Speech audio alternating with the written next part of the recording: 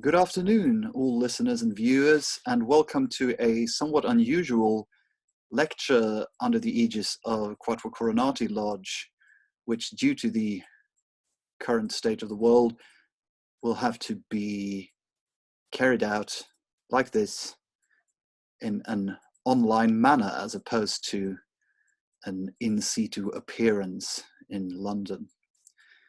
My name is Ola Wikander, and I am a senior lecturer and so-called pro futura scholar at Lund University in the south of Sweden and at Uppsala University near Stockholm. And I will be talking to you about the relevance of the so-called Northwest Semitic poetic and literary tradition for the understanding of the roots of some pieces of Masonic imagery. And what all this means we'll be getting into in greater detail later on. This talk is a sort of abbreviated free-form summing up of a paper that is to be published in Acta Quatuor Coronatorum, and as of this recording can be read in its preprint version on the Quatuor Coronati website. So if there are any questions about details that you think I've skipped over here, then please do read the paper in its entirety to get the full gist of the thing, so to speak. So without further ado, let us jump into the wonderful world of ancient Northwest Semitic. We'll see if I can share my little presentation here. There we are.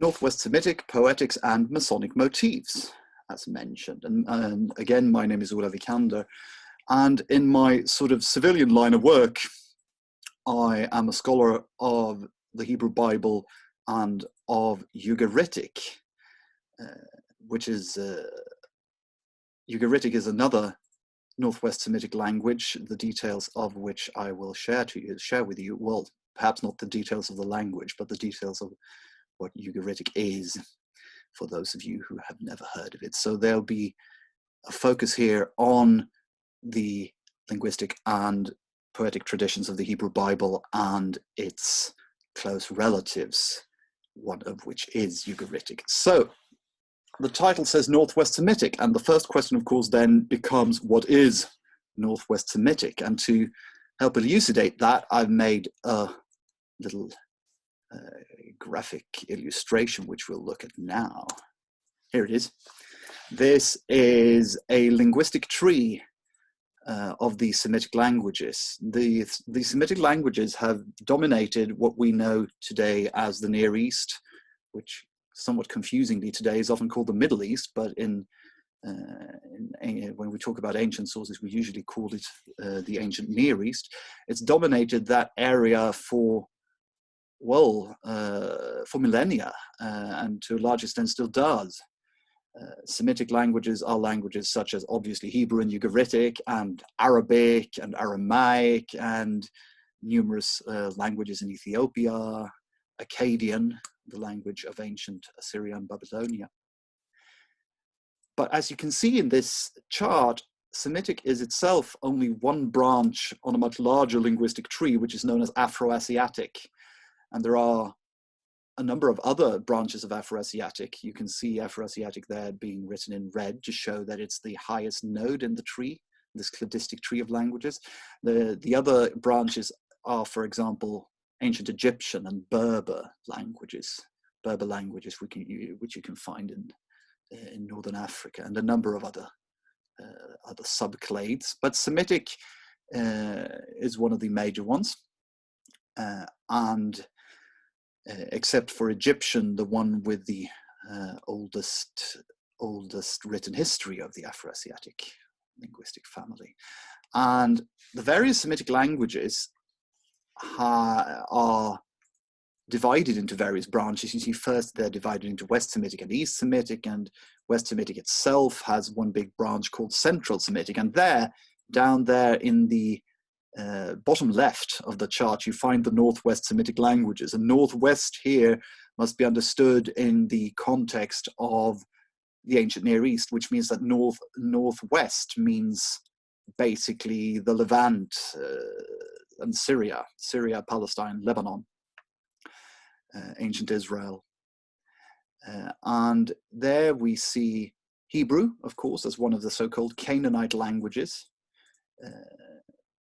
Hebrew is the only one of the Canaanite languages which has a modern version spoken today, modern Hebrew, the language of the modern state of Israel. Phoenician was a major language in antiquity, but it died out and is today preserved only almost only in inscriptional, almost exclusively in inscriptional material. The other main, not Canaanite, but Northwest Semitic language in one of the main ones in antiquity was Aramaic, which became a sort of lingua franca at one time over the entirety of the ancient Near East, and split up into numerous different dialects, which after a while became basically a number of different languages. So Aramaic became a small language family unto itself, and a number of Neo-Aramaic languages are spoken even today. And we have Ugaritic also in yellow. You see I've put Hebrew and Ugaritic in yellow to show that those are the focal points of today's talk. Ugaritic, as you can see, is linguistically sort of an uncle of Hebrew. I usually describe the relationship between classical Hebrew, the language of the Hebrew Bible, and Ugaritic as somewhat analogous to the relationship between the modern Nordic languages, modern Scandinavian languages, of which one is my native language, Swedish, and Old Icelandic, the language of the saga literature, and the Edda, which is in a way sort of analogous to the way Ugaritic literature relates to the Hebrew Bible, as we shall see examples of further on. Then what is Ugaritic? Well, Ugaritic, as the name implies, is the language of Ugarit. And Ugarit is a city, was a major city in the late Bronze Age, in the second millennium BCE.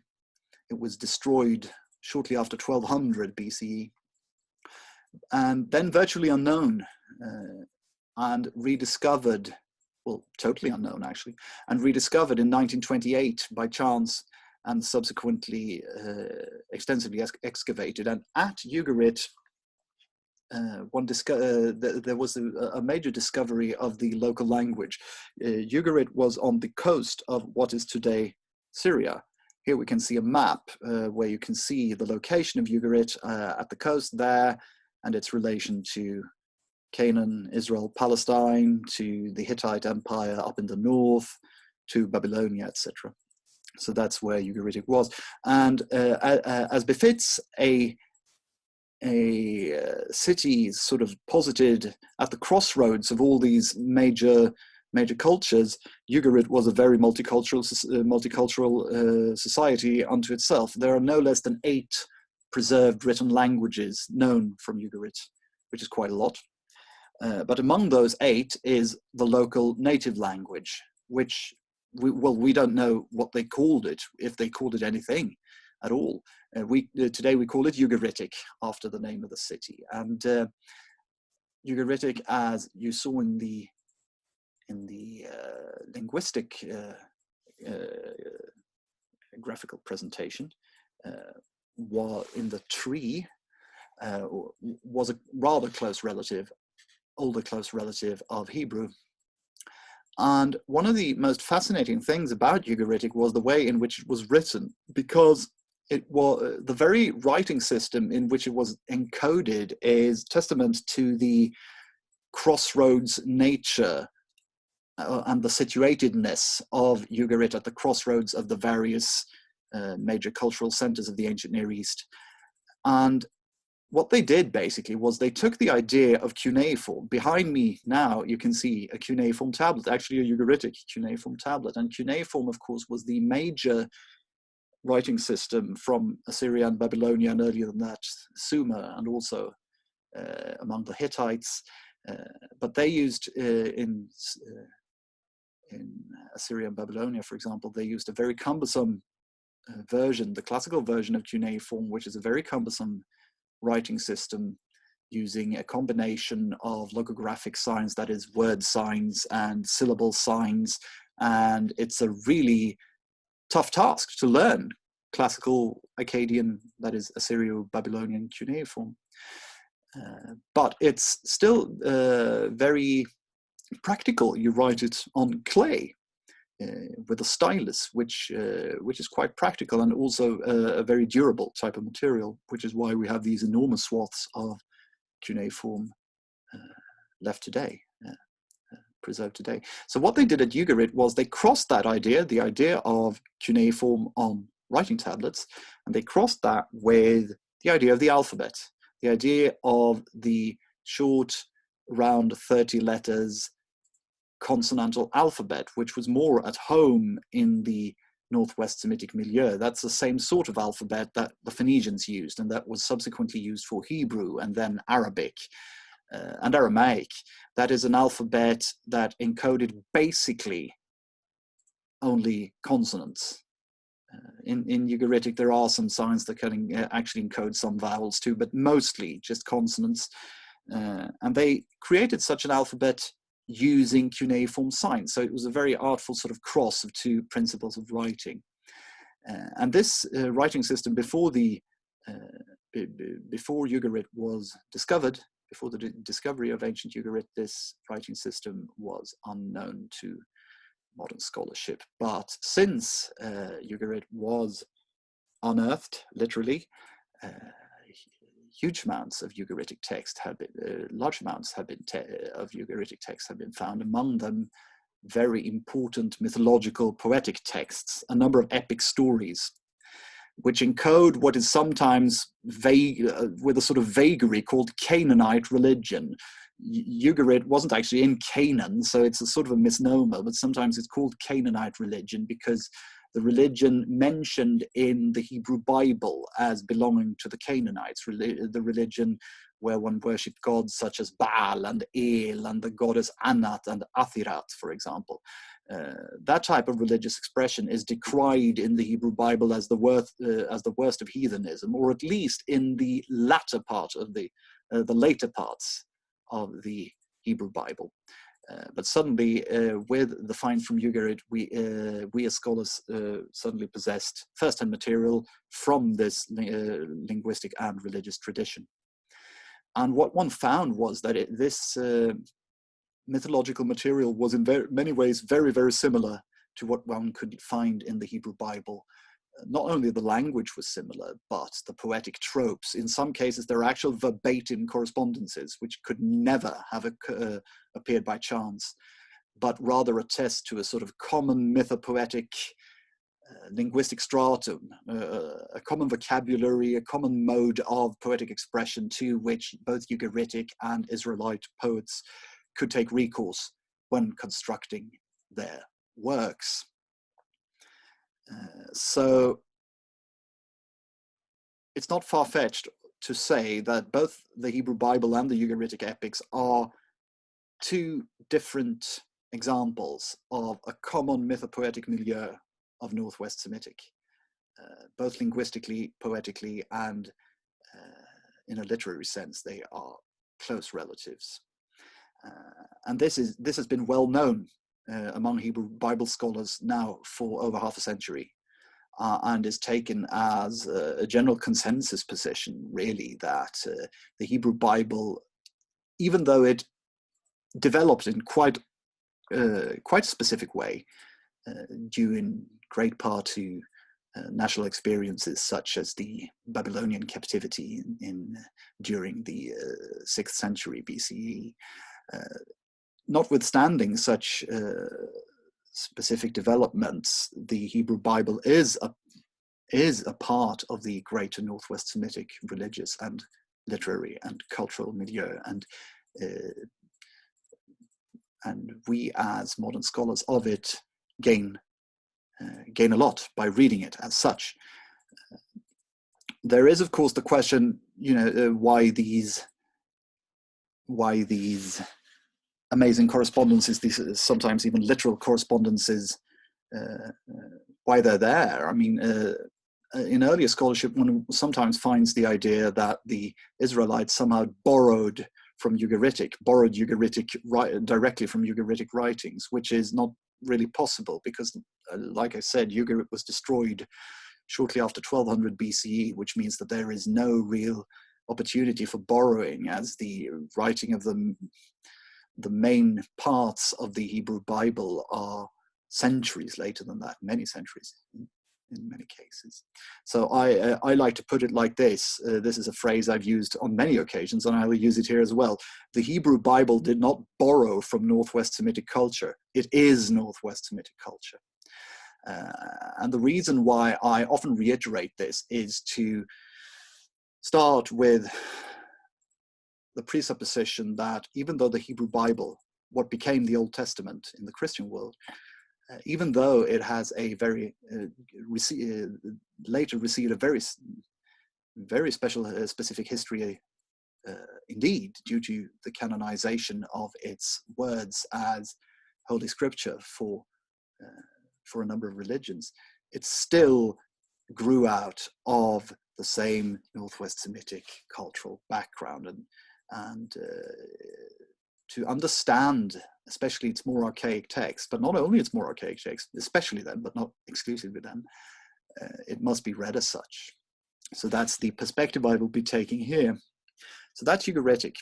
And here we have the beautiful map again, courtesy of Wikimedia Commons. And here we have the image, you can see behind me, an actual Ugaritic clay tablet. Beautiful, isn't it? So what does this have to do with Freemasonry?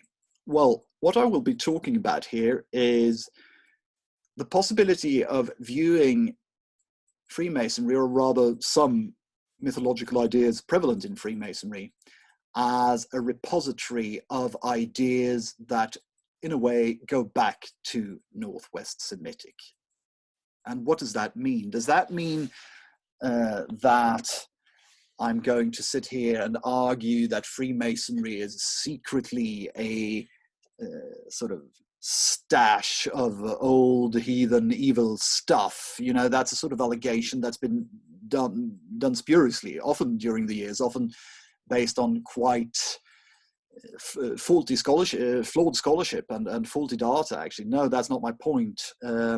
My point is that since the rituals and mythology of Freemasonry started and then later on grew based on texts to a very large extent taken from the Hebrew Bible, from the Old Testament, reshuffled, reworked, changed, it cannot help but inherit some parts of the motifs that the Hebrew Bible itself inherited from its common Northwest Semitic background, which we know a bit more of if we look at the Ugaritic material as well. So that's the sort of comparison I'll be doing here today, and indeed do in my paper.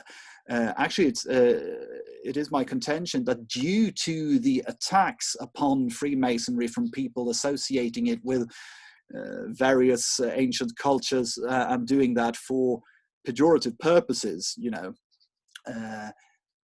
given that state of affairs, it's actually a desideratum to look at these things using a more solid philological method and a more solid basis in the actual sources, because it's an interesting subject. And as you see here, I've used the expression longue durée, which is of course originally a phrase from the field of social history, but it has relevance here too. The longue durée in this context, what I mean by that is the idea that history, and especially the history ideas and motifs, is rarely a matter of discrete events, but rather of a slow moving river of ideas, not a secret tradition of ideas, but a river of ideas where motifs are inherited, sometimes borrowed, and I mean inherited not in a genetic sense, but in a sort of ideological and teaching-y sense, and ideas that once existed can be repurposed for entirely new context. And we have examples of that even just in the Christian New Testament, which uses texts from the Hebrew Bible, from the Old Testament, and repurposes them for entirely new contexts and entirely new purposes, which the original authors of the Hebrew text would have been very, very much surprised at. And it's that sort of connection that I will be looking at also in the case of Masonic material. Yeah, so like I write here, the attacks of anti-Masons and the speculations of some too creatively minded Masonic writers, because there had been Masons doing this as well, you know, trying to find spurious connections with every ancient culture under the sun. The attacks and speculations have hidden actual connections to the greater Northwest Semitic mytho-poetic tradition mediated through the Hebrew Bible. And I'll be looking at a few possible such cases here, and I'll do that by looking at two of the most famous Masonic stories of all, that of the Aramaic legend and that of the Royal Arch. Again, here I want to point out that I'm not referring to a secret, well, I did use the word stream, but not a secret stream or a secret tradition of connections to the ancient world, nor am I talking about wild proto-religio historical comparative speculation. You can find that in early Masonic writers like Albert Pike and Wilmshurst and lots of these guys who basically think that if two things are similar, then they're the same, because there's one big tradition, and Freemasonry is a sort of repository of ancient wisdom. That's not my point. No, as you see on the screen, rather my point is Freemasonry being, as a biblical tradition in the wide sense of the term, an interesting focal point for a number of traditions present in ancient Northwest Semitic materials that were yet again transformed and reinculturated. And this in itself is nothing weirder than this having happened within the pages of the Hebrew Bible itself. You can see it looking at, say, first the Book of Kings, and then stories from the Book of Kings being changed and repurposed in the Book of Chronicles by later authors. And then it happens in the New Testament and rabbinic literature. And the same thing, I believe, was going on and with some Masonic material. All right, the main text from Eugeritic that we'll be using to illustrate ancient Northwest Semitic mythology is the so-called Baal Cycle, which, as the name implies, is the story of the young storm god Baal. In the pantheon of Eugeritic, Baal is the young, angry hero man. There's an old ruler god called El, which just means God. The same word is used in the Hebrew Bible, meaning God. But El is rather sedate, and he's not a very hands-on ruler. He and his wife Athirat, they sort of back off, and then the younger gods vie for supremacy. And the indisputed protagonist of these stories is Baal, who of course in the Hebrew Bible is presented as a very evil god indeed. The word Baal, or Baalu in Ugaritic, simply means Lord, just like Adonai, which is used for the Hebrew god, also means Lord. Baal means Lord. And the Baal cycle is the story of the exploits of Baal and his friends and enemies. And it's basically tripartite in nature. It's made up of 6 clay tablets. And first it's a story of Baal battling the god of the sea, the god Yam. Yam means sea. Yam means sea in Hebrew as well. And there are a number of stories in the Hebrew Bible in which it's Yahweh battling the great sea. You can find a number of places like the Book of Job. You can find it in a number of Psalms, like where Yahweh battles either sea itself or a big sea monster or dragon. You can find that in Psalm 89, for example, or in Psalm 74. So Baal, first, he does what a good storm god should. He pacifies the chaotic sea. But then, when he's done that, he has to build himself somewhere to rule. And he has to build himself a palace or a temple, which is apparently the same thing. And it's a big sort of there's a lot of trouble going on there for him getting the permission to build a temple atop his holy mountain Saban, and then getting his friends to do this. But finally he builds his temple, and then he gets threatened by Mort, who is the god of death, who lives in the underworld, down in a hole in the ground, basically, and he threatens Baal, and Baal becomes very afraid. Baal descends into the gullet of death. And what happens then is that a great drought ensues and nothing can grow because Baal and his rains aren't there to guarantee growth. Just as Yahweh, as a big storm god, guarantees rain, you find this in many places in the Hebrew Bible, that rain and growth is entirely, and precipitation is entirely dependent on Yahweh. So here it's dependent on Baal. And when Baal is gone down into the maw of personified death, which had swallowed him, then nothing can grow, and it's a great, the entire land dies, basically. And finally, he comes back and reclaims his kingdom, which we'll go into in greater detail. His body is found and he's ceremoniously buried, and then he returns. Before talking to this in greater detail, I want to quote Mark Smith, who is one of the premier scholars of Ugaritic today, especially of the Baal Cycle. He's written together with Wayne Pittard, written the big commentary to the Baal Cycle, and he's written, and I want to quote this, that he wrote in an introduction to one of his translations of the Baal Cycle, where he talks about the persistence of motifs, and there we come back to this idea of persistence of motifs. Persistence of motifs, which we find in the Baal Cycle all the way into, in this case, the book of Revelation in the New Testament. And he writes this: the closing chapters of the book of Revelation provide a glimpse of the future that recalls the three major themes of the Baal Cycle: Baal's defeat of Yam, the building of Baal's heavenly palace, and his conflict with Mort. Revelation chapter 21 mentions the death of Sea, the descent of the heavenly city, akin to Baal's palace, and the final destruction of death. Note the capital D there. In sum, the early forms of many formative religious concepts of Western civilization may be found in the Baal Cycle. And this, my friends, is exactly the point I want to make. In sum, the early forms of many formative religious concepts of Western civilization may be found in the Baal Cycle. So we're talking here about the long-term, the longue durée persistence of motifs known from Northwest Semitic poetic tradition, specifically the Baal Cycle. Okay. So again, a little resume of Baal's story. Baal builds his temple or palace after much trouble. He finally gets to build his temple, and he has a sort of housewarming party. He invites the various gods to party it out with him. He builds this temple or palace on his divine mountain Saban.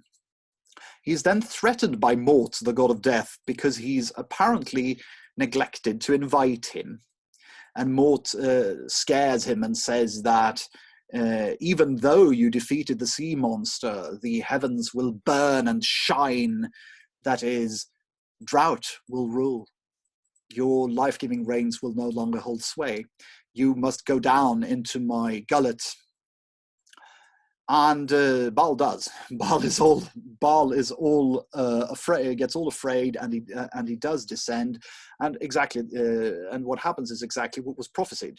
Drought ensues.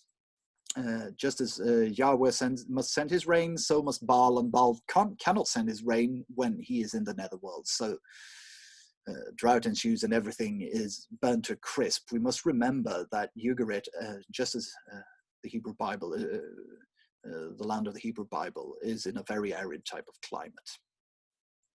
The other gods learn of Baal's demise and they mourn him, and they send out a sort of search party after him. Specifically, the goddess of the sun, Shapshu, is to search for him.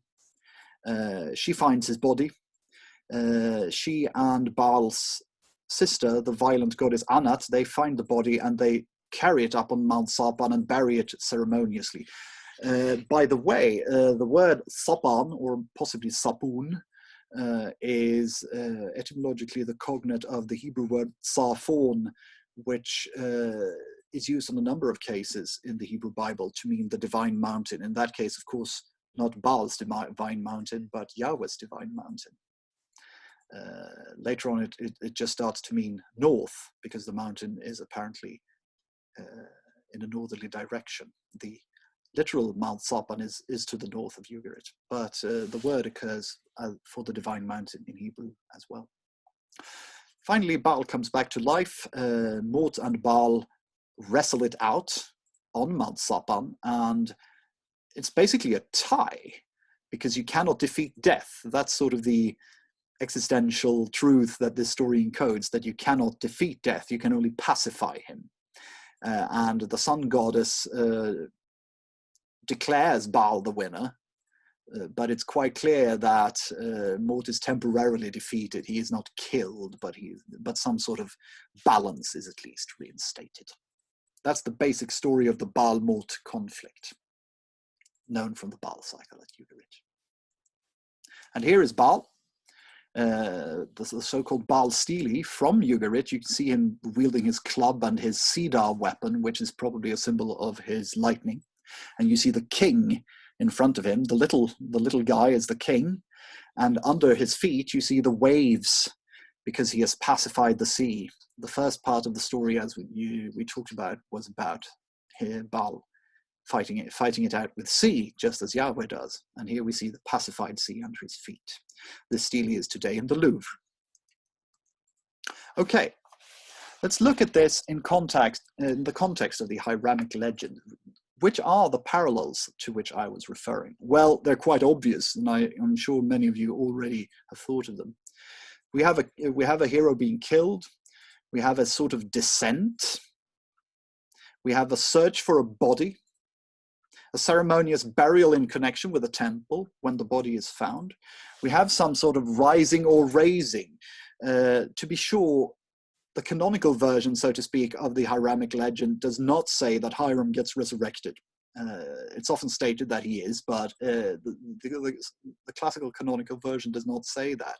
There have been versions of Masonic ritual where he has literally been said to be resurrected, but regardless of whether or not there is a literal resurrection described, there is a sort of opposition between being murdered and lost and then returned to and being raised to a lively perpendicular, as it were. This happens in the context of temple building in both of the cases.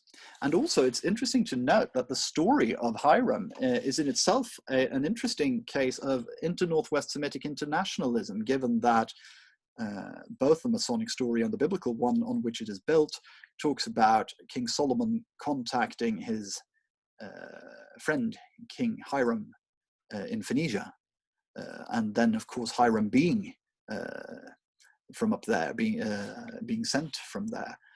So it's literally a story of Northwest Semitic collaboration, which of course is something the Masonic ritualists would not have thought of. Neither would the biblical authors, but it's interesting, still the same.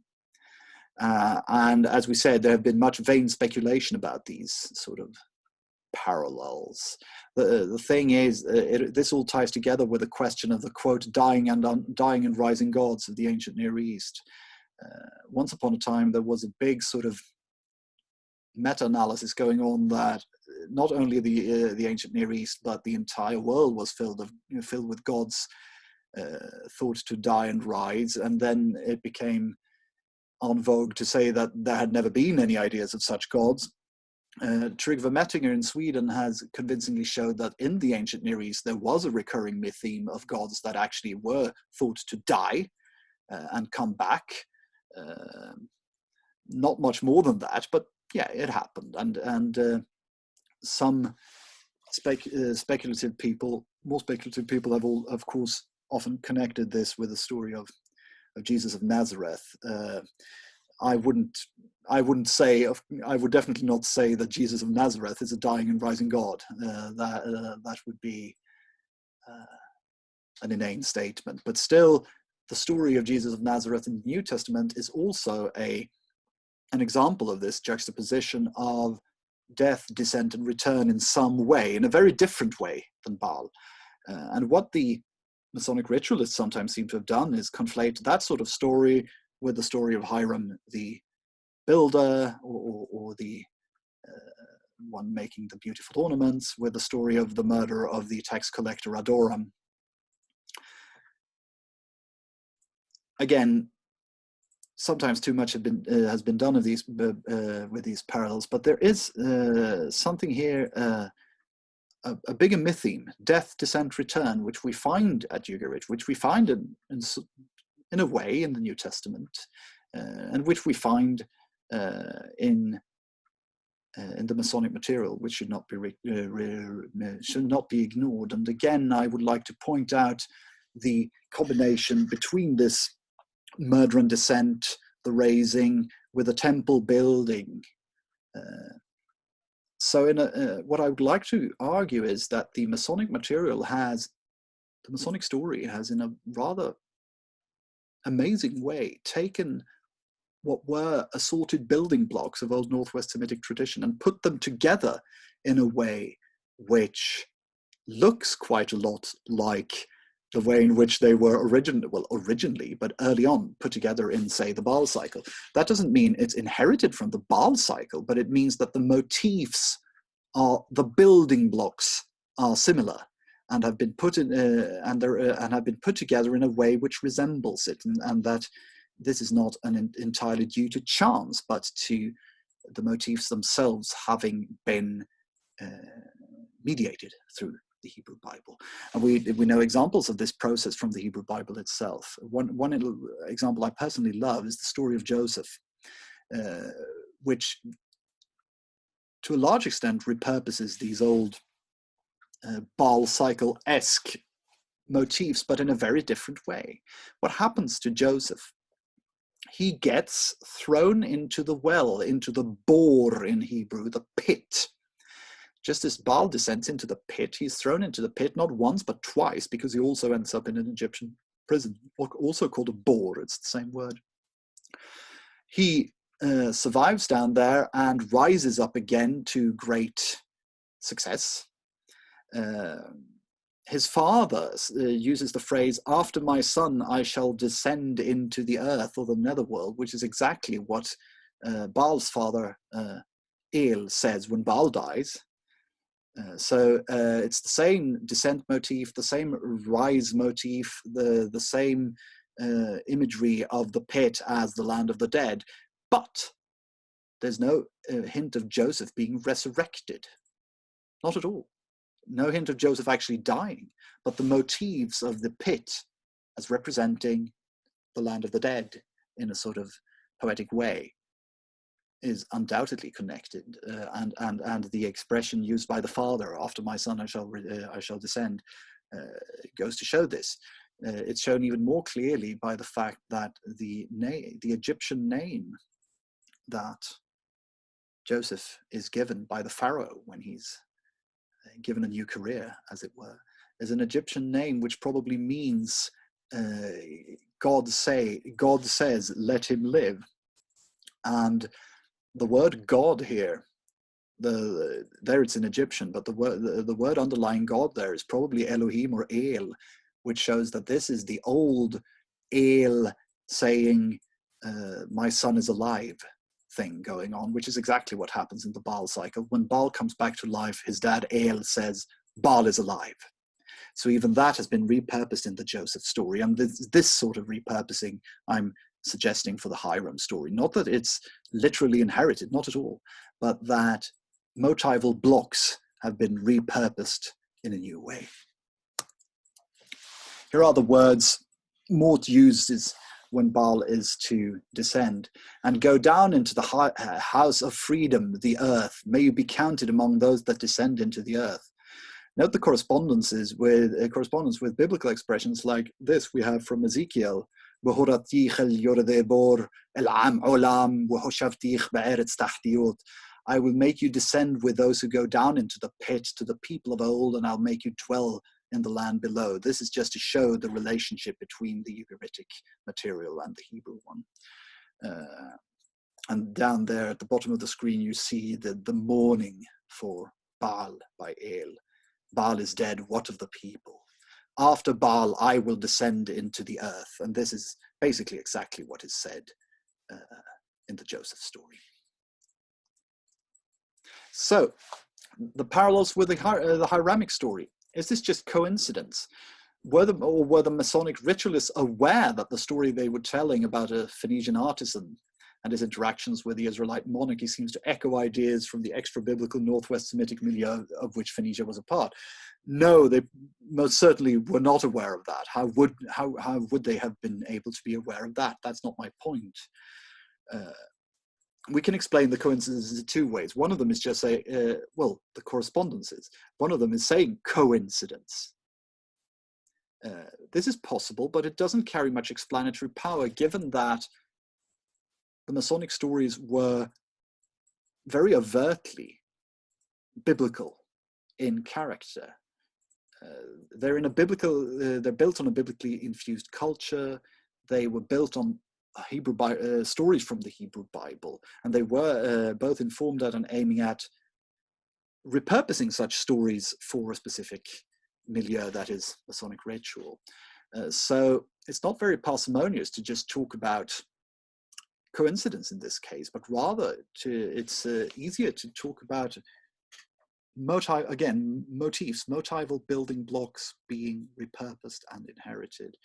And I'd like to compare here with the study of Indo-European mythology, Indo-European being, of course, the linguistic family to which English and Swedish and German and Latin and many others belong.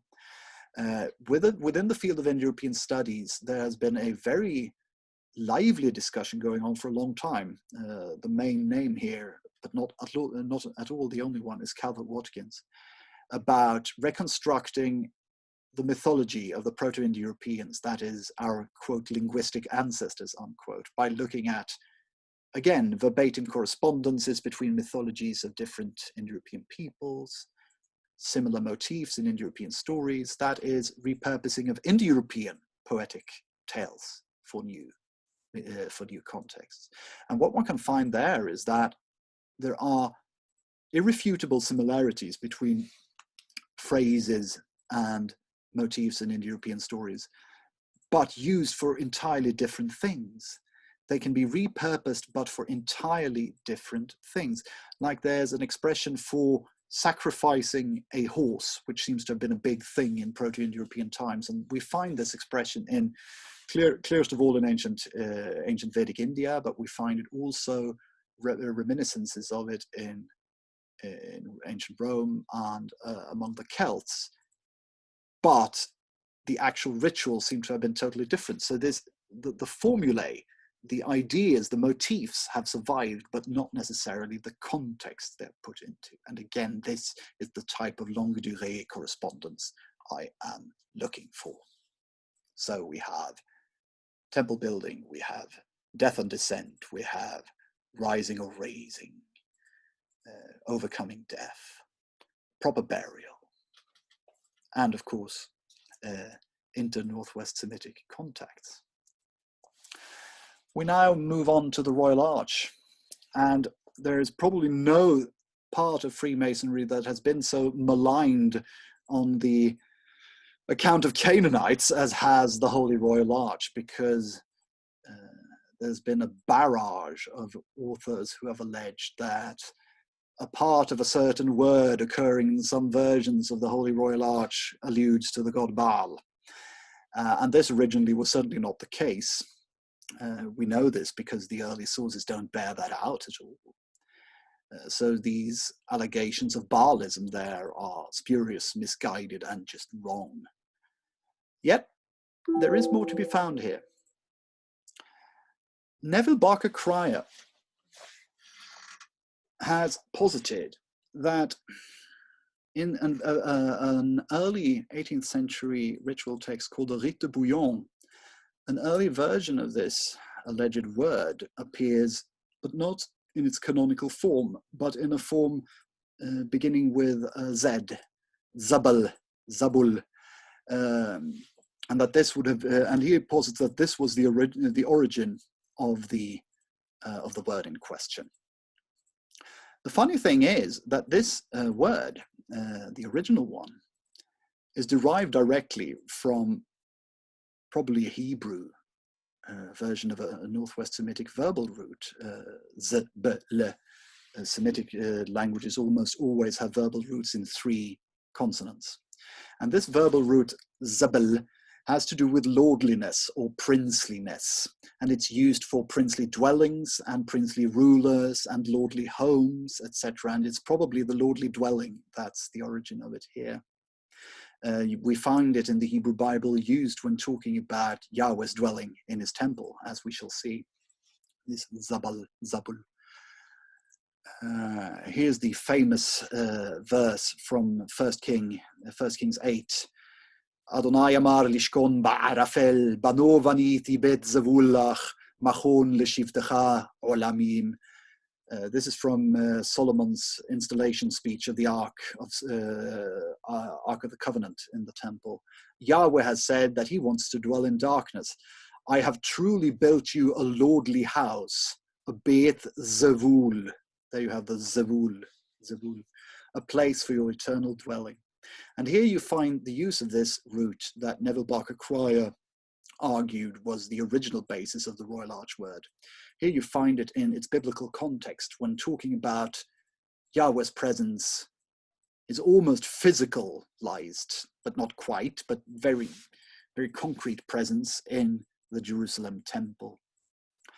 Which is his Beit Zavul, his lordly house, his princely house. But the plot thickens because, like I said, this root, use of the princeliness root, has an earlier Northwest Semitic pedigree, which we can find, not surprisingly, reflected at Eugeritic in the Baal Cycle. Because there, this word is used at the title of the god Baal himself. He's called Zabulu Baalu Artsi. I've put in the probable vowels there, so you can pronounce it. Zabulu Baalu Artsi, Prince Baal of the earth, Lord Baal of the earth, which is quite a funny name because Baalu in itself, like I said, means Lord, so it's Prince Lord of the earth, Lord. But he is called Zabulu.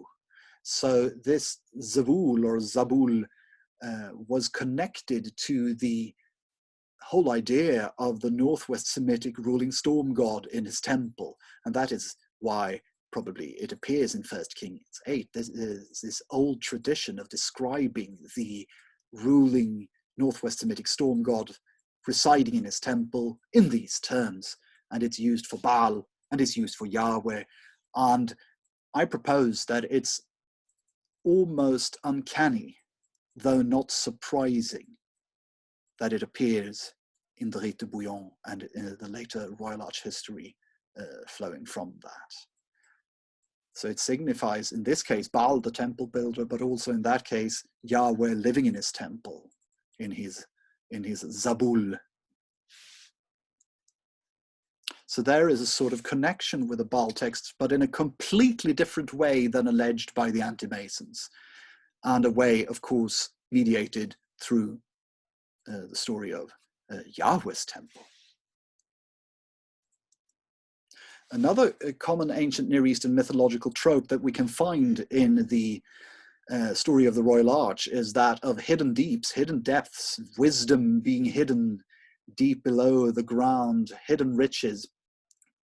This is something we can find in a number of ancient Near Eastern texts. We have the idea in Mesopotamia of the Apsu, the under, which is the under the subterranean sweetwater ocean of wisdom. That's what Gilgamesh got his wisdom from in the Mesopotamian tradition. We have it in Northwest Semitic as well.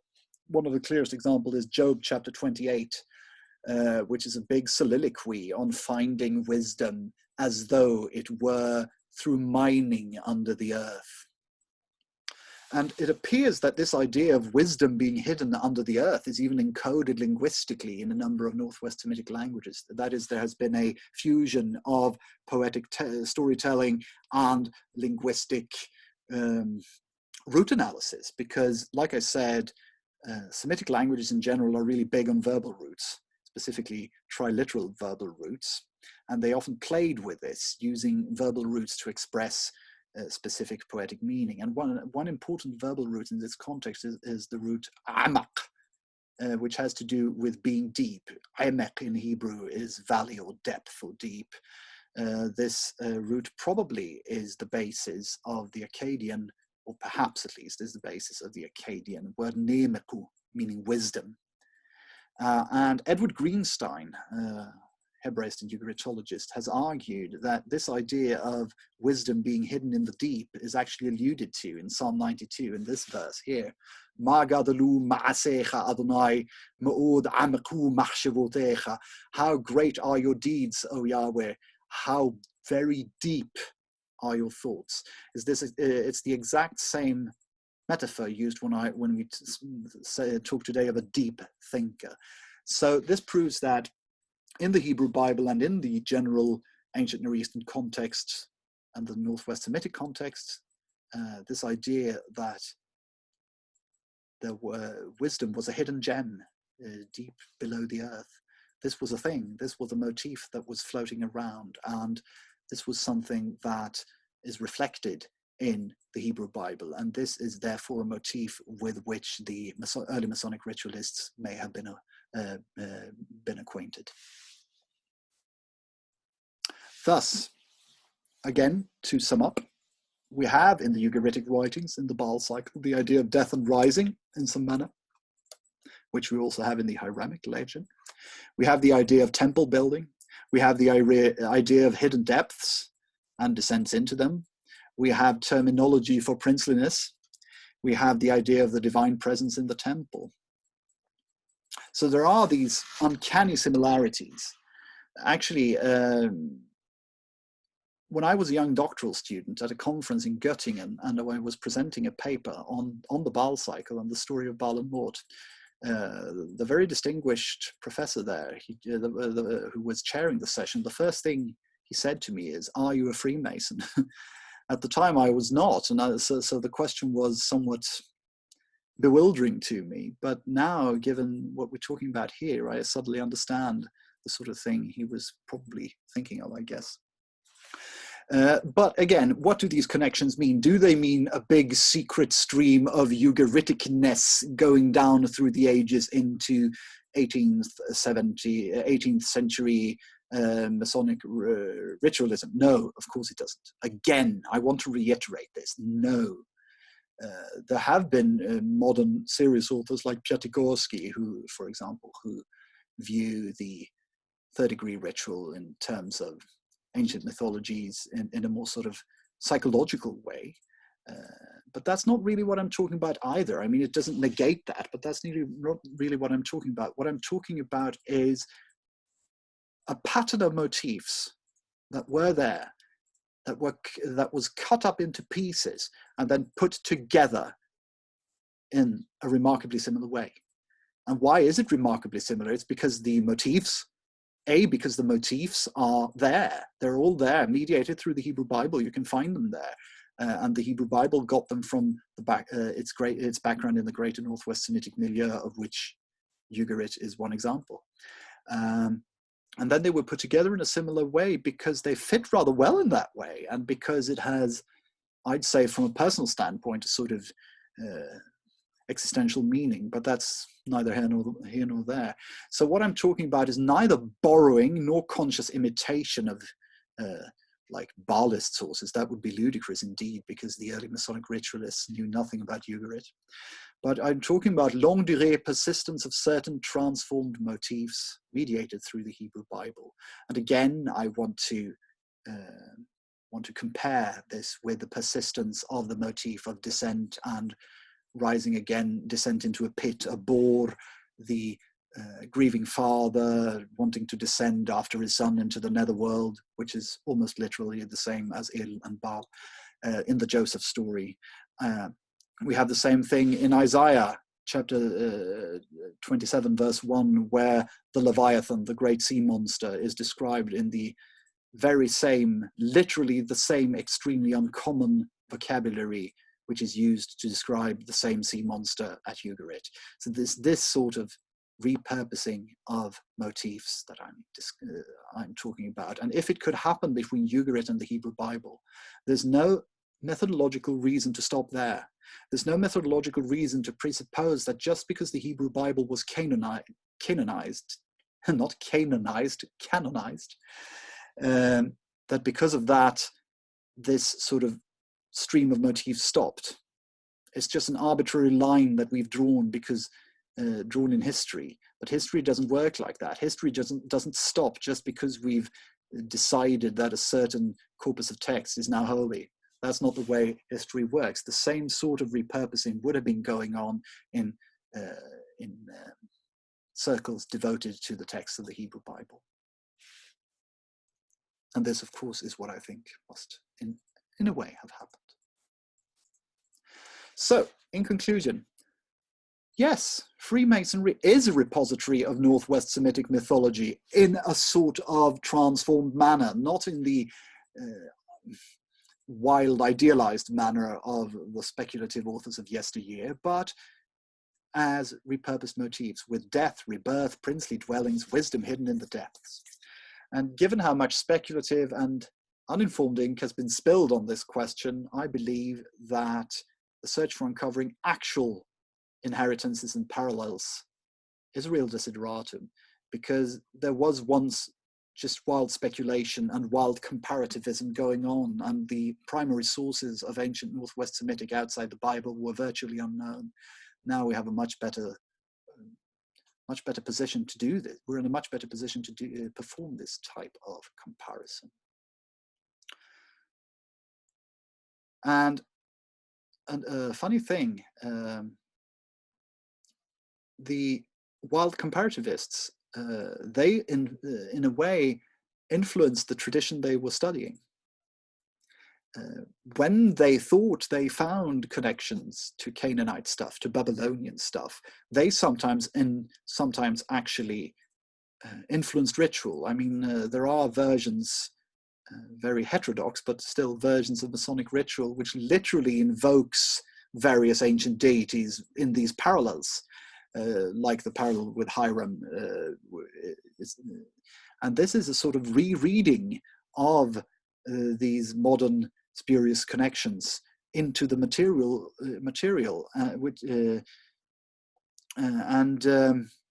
Assmann, in his book Religio Duplex, has mentioned this idea of how early Freemasons and then later Freemasons as well sometimes view themselves as a sort of representing a sort of elite, some of them as a sort of elite double religion, not a religion in the sense, but a wisdom teaching, which could be connected to ancient wisdom narratives. And this is something that has happened. People have compared with ancient deities, and in some cases even written that into their ritual books, not in the standard official rituals, but in higher degrees of some forms and in some heterodox versions. I recommend, for example, the Rituale Italico for reading. It's a blast if you're into this sort of thing. So there's been a continuous dialectic going on between actual inheritance of that Masonic mythology possesses from Northwest Semitic sources via the Hebrew Bible, and the projections of Masons and anti-Masons who in a rather hit and miss fashion attempted to find such connections within Masonry itself, which shows a sort of weird Hegelian thing going on between the actual history of it and the imaginings of creative souls. So, like the depths of Ugaritic and biblical poetry, this larger tradition underlies the origin, or is at least in the background, of Masonic thought. And like those depths of Masonic thought, that origin needs to be excavated, as Ugarit was excavated, with diligence, with persistence, and light. And here's Baal again, just to whet your appetite. And there I thank you very much for your attention.